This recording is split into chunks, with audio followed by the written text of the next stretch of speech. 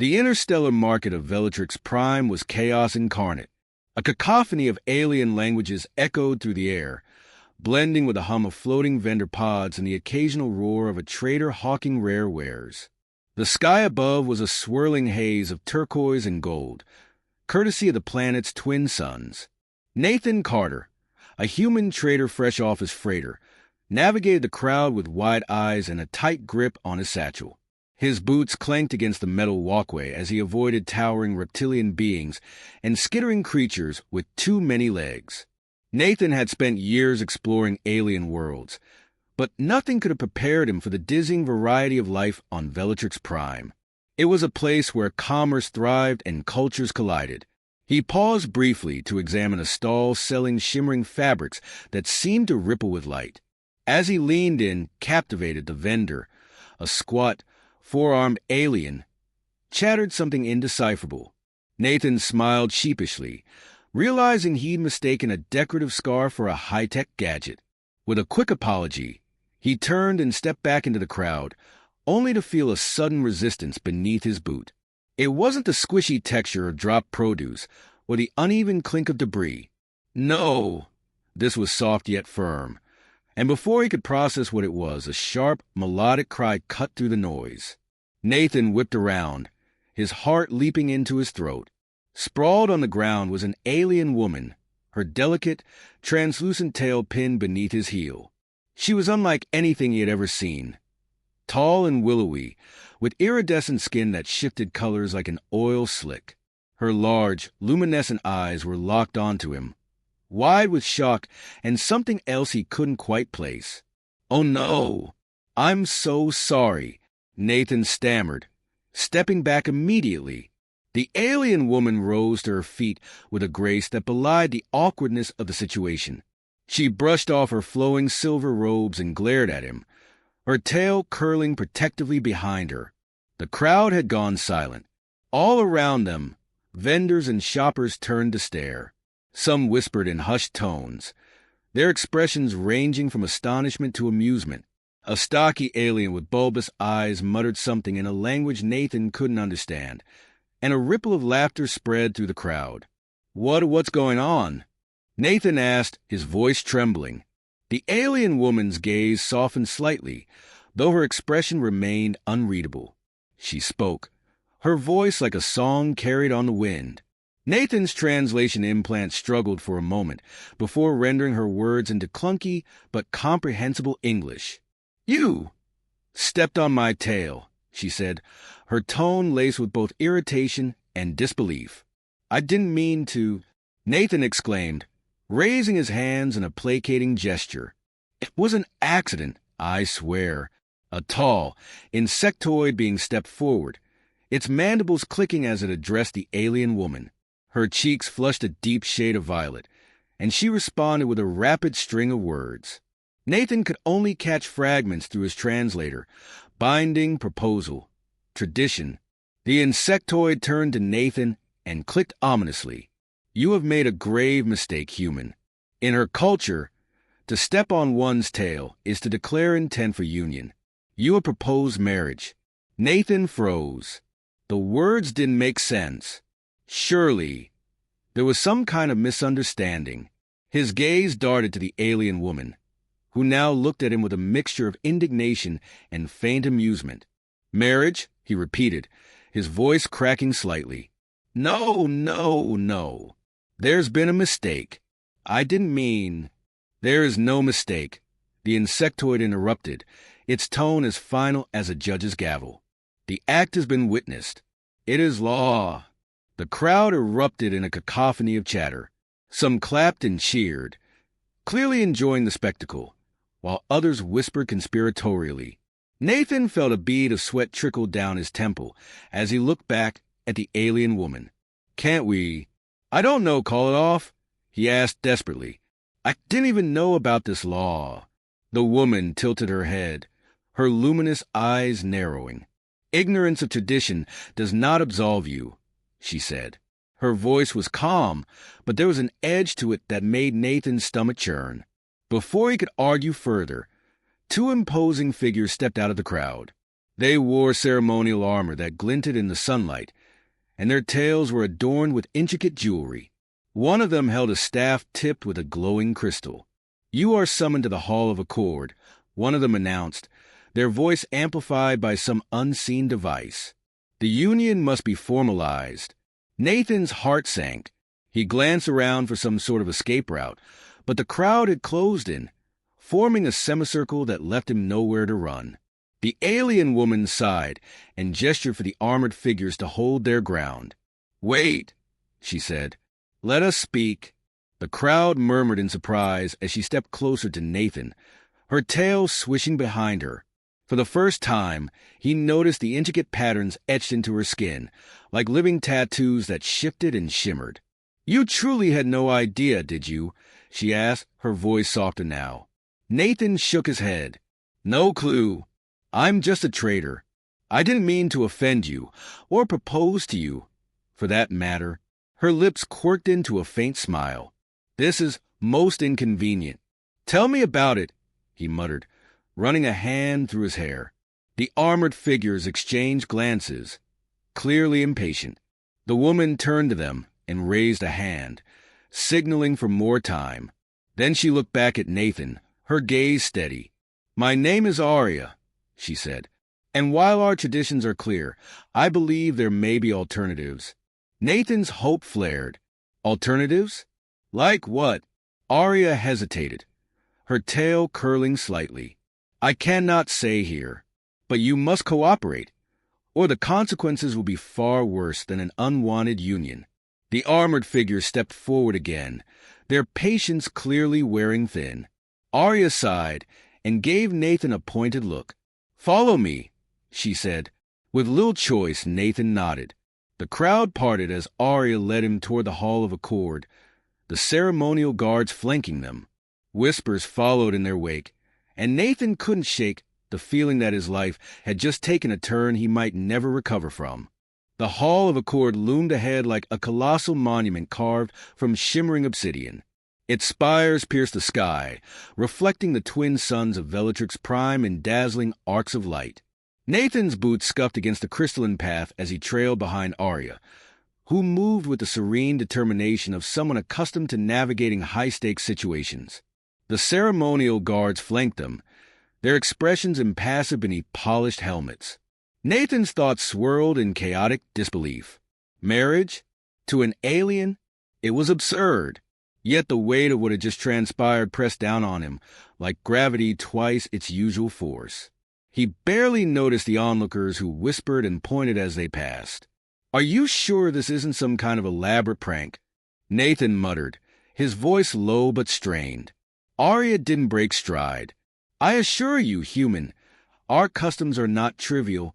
"You can call me Nathan," he said, trying to inject some semblance of normality into the bizarre situation. She glanced at him, her iridescent skin catching the light in mesmerizing waves. "Nathan," she repeated thoughtfully, as though tasting the unfamiliar sound. "You have found yourself entangled in a binding tradition older than your species' recorded history." "Fantastic," he grumbled. "Just my luck to get engaged by accident on an alien planet." As they approached the massive entrance to the hall, the guards stepped aside, their crystalline staffs thudding against the ground in unison. The doors slid open with a soft hum, revealing a grand chamber bathed in shifting hues of violet and gold. Columns adorned with bioluminescent carvings spiraled upward, and at the far end, a circular dais shimmered with an ethereal glow. Nathan's breath hitched as they entered. The sheer majesty of the place was enough to momentarily distract him from his predicament. Rows of robed officials stood in silent observation, their eyes, some multifaceted, others glowing, fixed on the newcomers. A figure seated on an elevated throne rose slowly, their robes trailing like liquid starlight. Their face was obscured by a veil, but the authority radiating from them was palpable. When they spoke, their voice resonated through the chamber, amplified by unseen technology.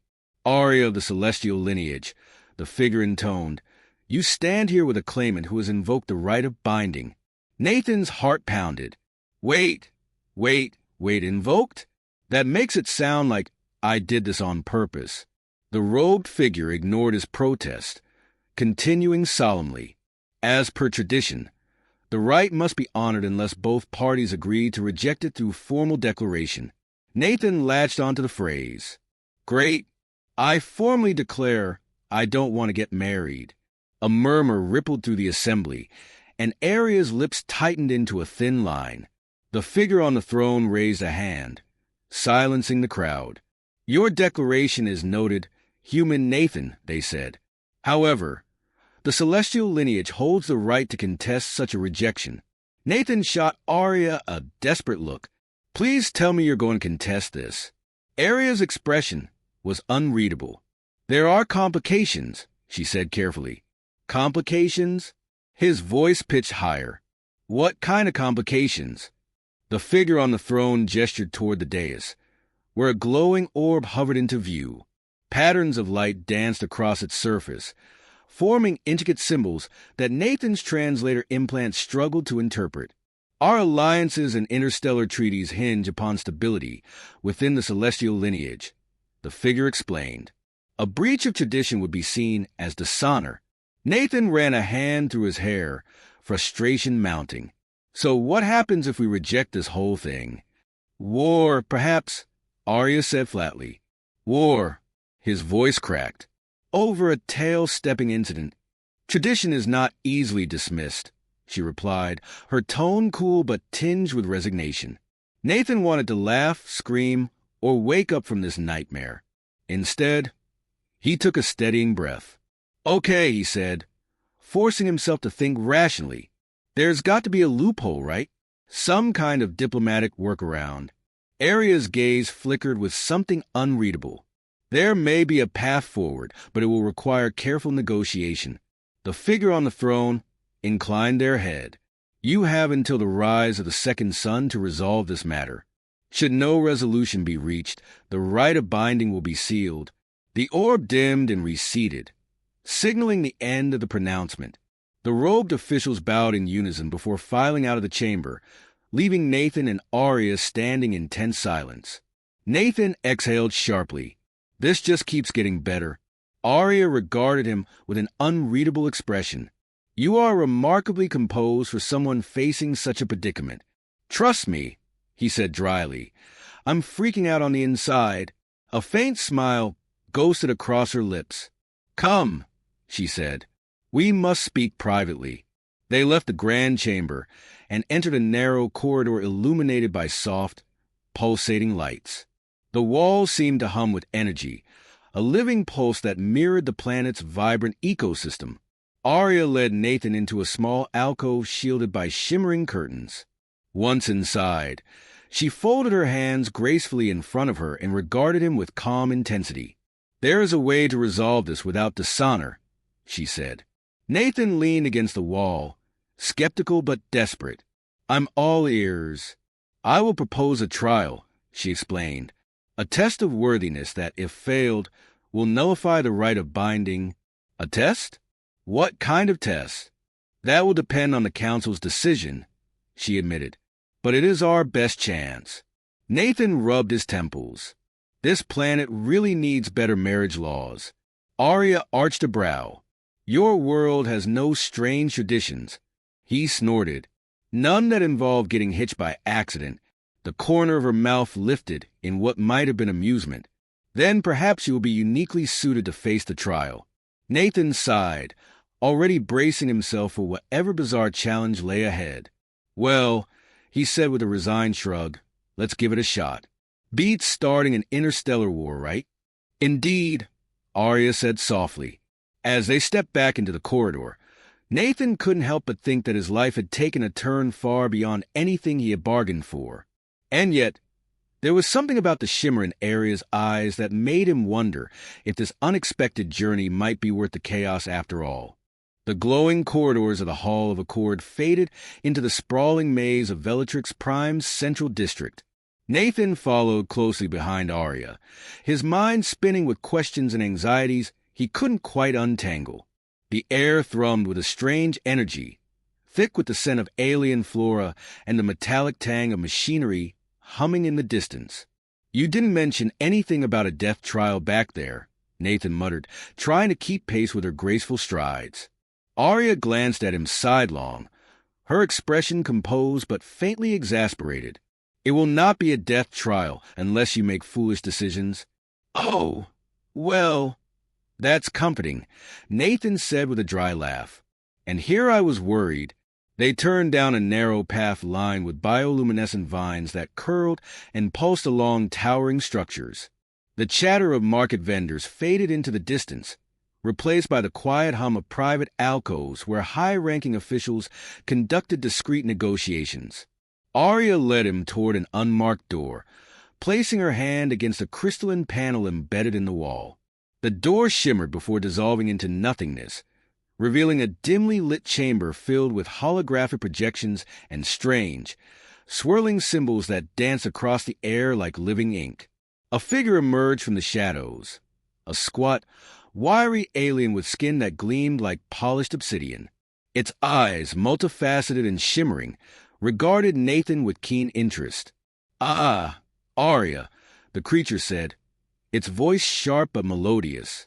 "I see you've brought your intended." Nathan winced. "Not by choice." The creature chuckled, a sound like tinkling glass. "Few unions on this planet ever are. I am Xyrix, archivist and advisor to the celestial lineage. You may consider me an ally, if you're clever enough to earn it." Nathan crossed his arms. "Let me guess. I need your help to pass this trial without getting vaporized, right?" Xyrix's eyes gleamed with amusement. "You're quick. I like that. But the trial isn't merely a test of physical endurance or combat skill. It's a demonstration of trust and cooperation between bound partners." Nathan blinked. "Partners? You mean me and Arya?" "Precisely." Arya folded her arms, her expression neutral.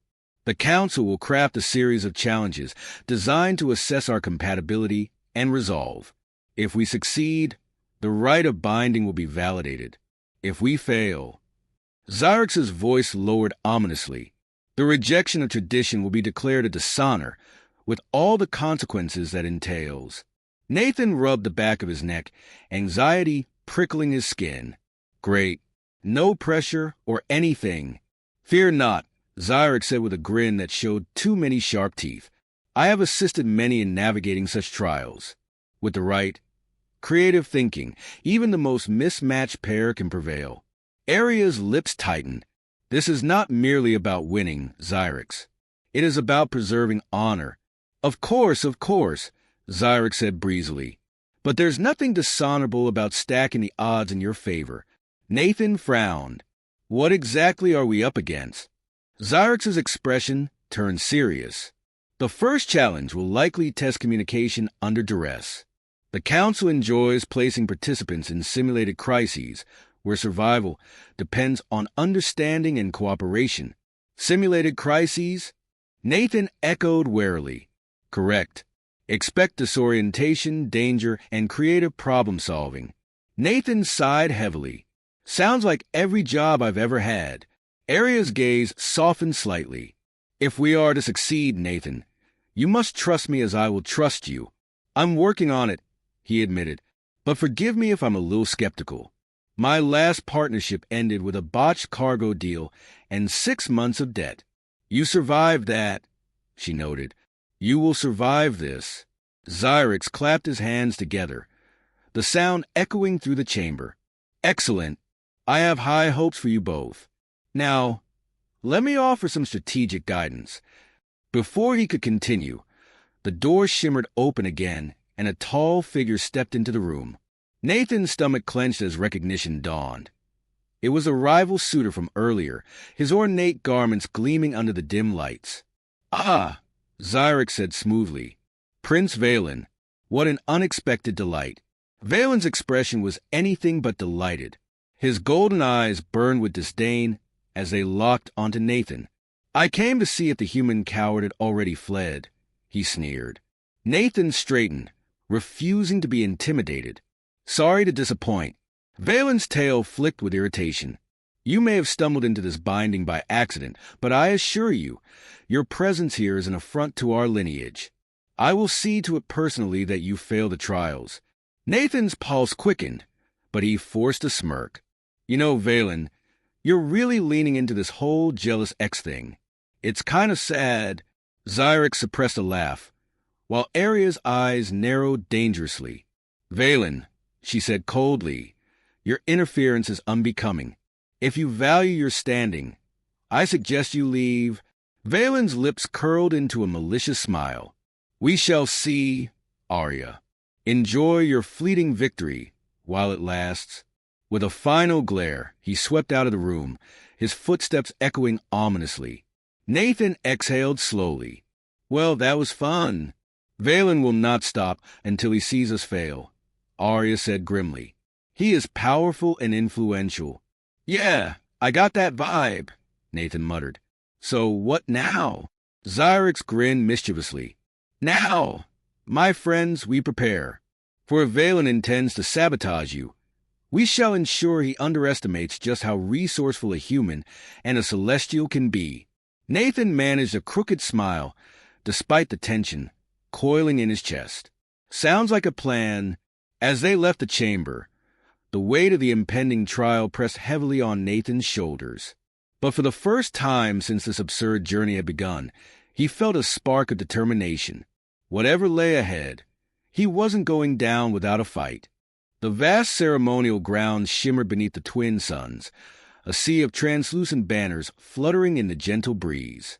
Crystalline structures arched high above, refracting the light into dazzling cascades of color that painted the gathered spectators in shifting hues. Rows of dignitaries and onlookers lined the pathways, their eyes gleaming with anticipation for what was expected to be a historic union. Nathan stood stiffly at the center of the grand dais, his pulse hammering in his ears.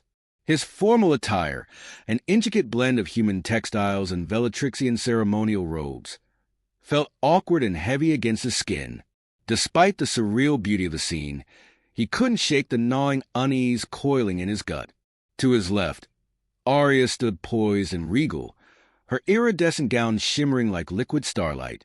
Her expression was calm, but Nathan had spent enough time around her to recognize the subtle tension in her posture.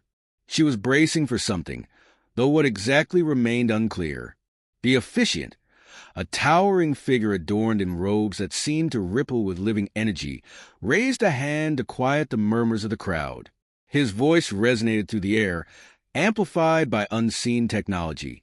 "Today," he proclaimed solemnly, "we bear witness to the binding of two souls from distant worlds, a union that transcends boundaries of species and tradition." Nathan fought the urge to groan. The ceremony was a spectacle of grandeur and diplomacy, a carefully orchestrated performance meant to solidify alliances and demonstrate harmony between civilizations. But none of it felt real. Not the vows he hadn't agreed to, not the garish robes, and certainly not the marriage that was being thrust upon him by a cosmic twist of fate. As the officiant continued his elaborate speech, Nathan's thoughts spiraled. He had survived countless challenges during the trials, navigating simulated disasters and dangerous negotiations alongside Arya.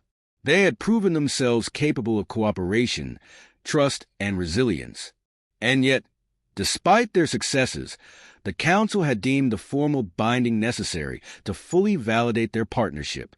Nathan glanced sideways at Arya, searching for some sign of what she was thinking.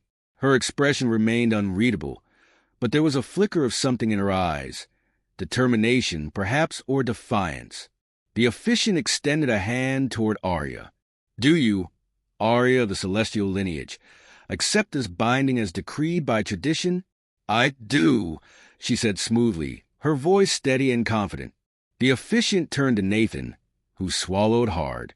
"And do you, Nathan of Earth, accept this binding as decreed by tradition?"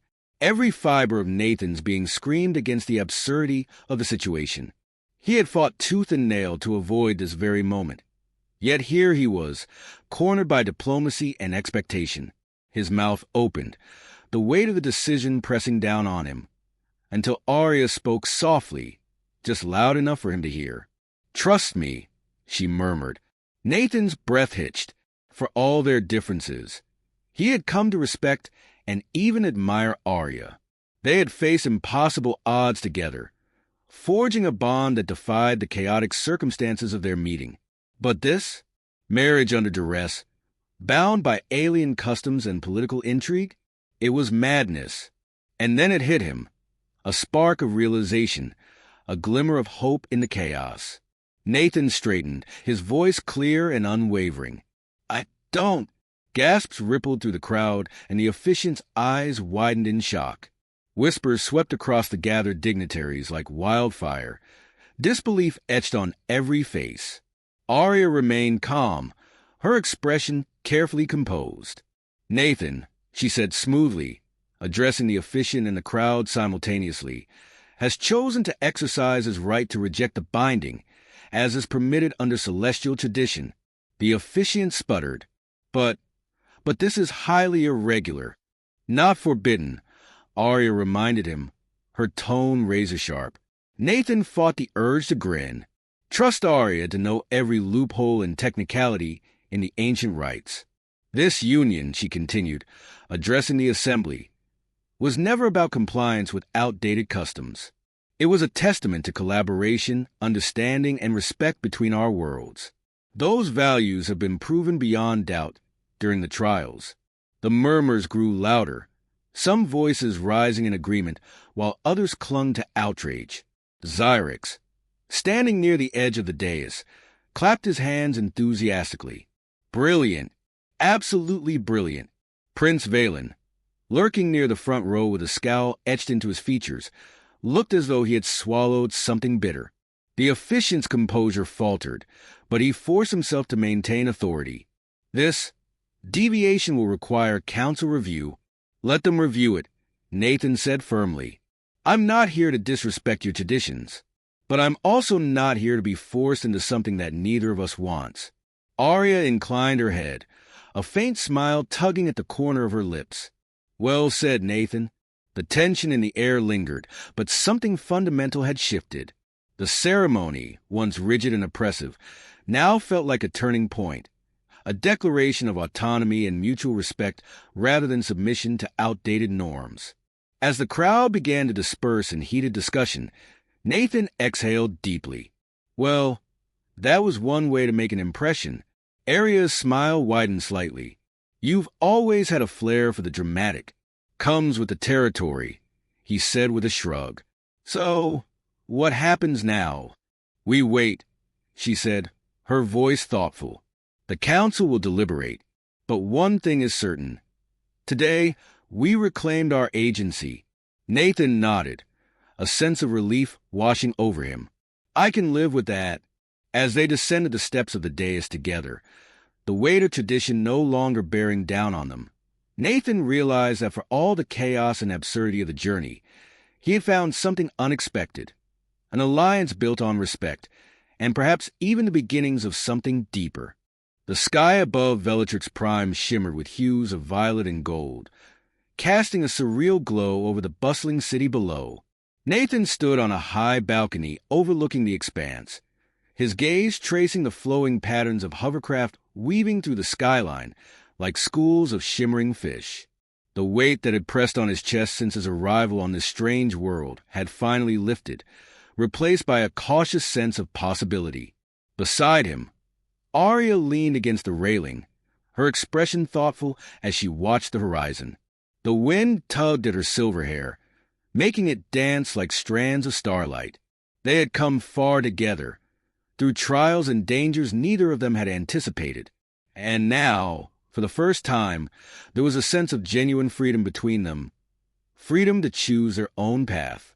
So, Nathan said, breaking the companionable silence, do we get medals or something for pulling that stunt at the ceremony? Arya smirked, a rare but welcome expression. I suspect the council will be too embarrassed to acknowledge us publicly, but our victory was clear. We made history today, Nathan. He exhaled a short laugh. Not exactly how I imagined making history, but I'll take it. Their decision to reject the formal binding had sent shockwaves through the political landscape of Bellatrix Prime. Yet instead of backlash, they had found unexpected support, voices rising in admiration for their defiance of rigid traditions. Even members of the Celestial Council, once staunchly opposed to change, had begun reconsidering their stance. Xyrix had been delighted by the outcome, of course, proclaiming it a masterstroke of diplomacy and courage. "You two," he had declared with a toothy grin, "are either geniuses or complete fools. Either way, I salute you." Nathan shook his head at the memory. "What happens now?" he asked, glancing at Arya. She was quiet for a moment, as though weighing the possibilities. "We've proven that partnerships between different worlds don't need to follow archaic traditions. The Council will adapt, slowly but surely. And as for us—" She trailed off, her gaze steady but uncertain. Nathan shrugged lightly. "I guess we figure it out as we go." Arya tilted her head thoughtfully. "Would you return to Earth?" The question caught him off guard. He hadn't allowed himself to think about home for a while. The blue skies, crowded streets, and familiar chaos of his planet seemed distant now, like a dream half forgotten. "I don't know," he admitted. "I mean, Earth is home, but after everything we've been through, it feels different. Like maybe there's more out here for me than I ever realized." Arya nodded slowly. "There's a vast galaxy waiting to be explored, alliances to build, challenges to face." Nathan arched an eyebrow. "Is that your way of asking me to stick around?" She met his gaze without hesitation. "Perhaps. You've proven yourself resourceful, adaptable, and surprisingly competent for a human." He grinned. High praise coming from you. They fell into a comfortable silence again, the weight of decisions yet to come hanging between them. But it was a different kind of weight now, one filled with promise rather than obligation. "You know," Nathan said, his tone lighter, "I was thinking about starting a business. Intergalactic logistics, maybe. I've got some experience with cargo runs." Arya's lips quirked. "And I suppose you'd need a capable partner to keep things in order. Obviously, someone who knows how to handle politics, negotiate with high-ranking officials, and occasionally intimidate rivals with a single glare." Arya's laugh was soft but genuine. "It seems you have thought this through." Nathan spread his arms dramatically. "Hey, I'm a man of vision." The wind shifted, carrying with it the scent of exotic blooms and distant machinery. Below them, the city thrived, a living testament to resilience and innovation. Arya's expression grew serious again. "Whatever path we choose, Nathan, it will be one we carve for ourselves." He nodded, the truth of her words settling into his chest. They had faced impossible odds and emerged stronger for it. The future was uncertain, but it was theirs to shape. As the suns dipped lower on the horizon, painting the sky in hues of crimson and amber, Nathan felt a sense of peace he hadn't known in years. "Well," he said with a grin, "if we're going to rewrite the rules of intergalactic cooperation, we might as well do it in style." Arya's eyes sparkled with determination. "Then let's begin." Together, they turned away from the balcony, stepping into a future unbound by tradition but rich with possibility.